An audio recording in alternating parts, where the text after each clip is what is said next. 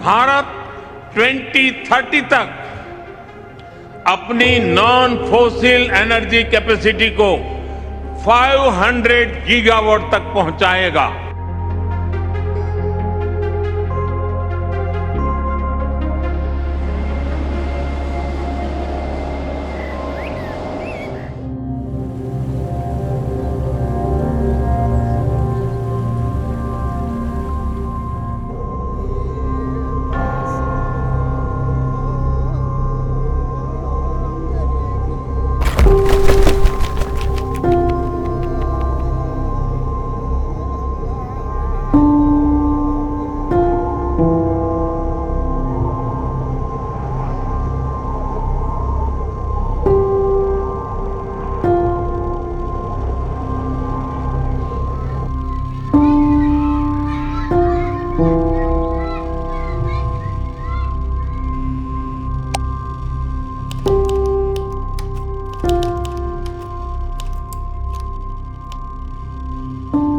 उस शहर ऐसा था कि एक तरफ से जाओ और सारा सामान इकट्ठा करके जो है बस अड्डे पे होता था, बस में बैठे अपना और चले।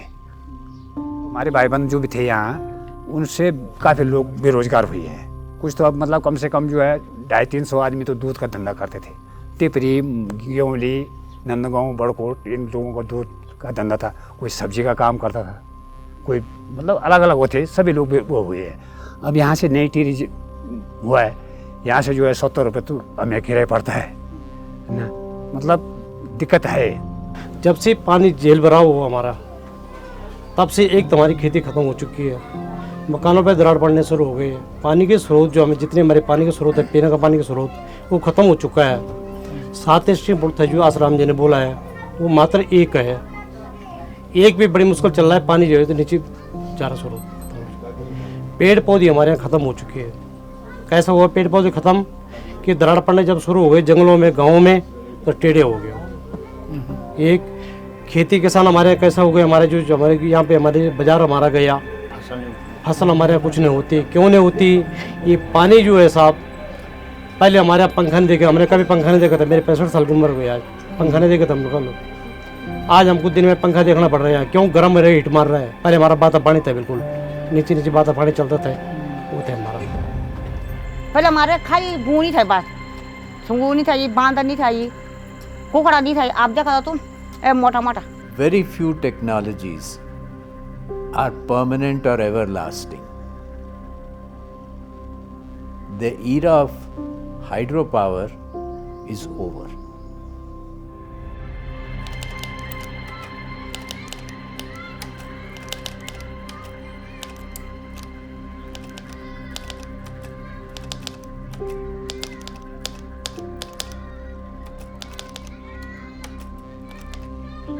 Even when there are no dams, when there are no reservoirs, you can see the landslides and the cracks in the houses.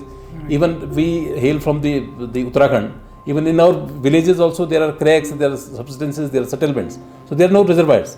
So we cannot 100% say that it is because of the fluctuation. But even then, for a humanitarian ground, you can say, government has come out with the policy, and to assess that whether it is really because of the reservoir fluctuation, the government has constituted a joint expert committee which consists of the members from the very premier organizations of the government. So on regular basis they conduct survey of this area and see whether it is really if it is really because of the reservoir, then there is the compensation from the government side. We do compensate the people. स्थानीय लोगों का संतुष्टि का पैमाना दूसरा था कि हम ठीक से नहीं बसे, हमको ऐसी जगह बसा दिया, या हमारे बच्चों को नौकरी नहीं लगी, या हमको डैम से क्या मिला, हमारा कल्चर तो छूट गया। और संभवतः ये रोना धोना तब तक चलता रहेगा जब तक ऐसी पीढ़ी नहीं आ गई जो सिर्फ किताबों में पढ़ेगा टिहरी। जिनकी स्मृतियों में टिहरी है, जिनकी स्मृतियों में ये घाटी है, उनके लिए तो चलता रहेगा। उनके मानक अलग हैं, उनका मानक कल्चर भी है, उनका मानक उनके बच्चे भी हैं, उनका मानक संभवतः है, उनका मंदिर भी है, उनका मानक उनके मेले थोले भी हैं, उनका मानक वो गंगा और भिलंगना नदियाँ भी हैं। तो ये तो है, लोग संतुष्ट नहीं होंगे, चाहे अच्छा भी है, ये नहीं होना है। और सरकार संतुष्ट है क्योंकि टारगेट तो पूरा है।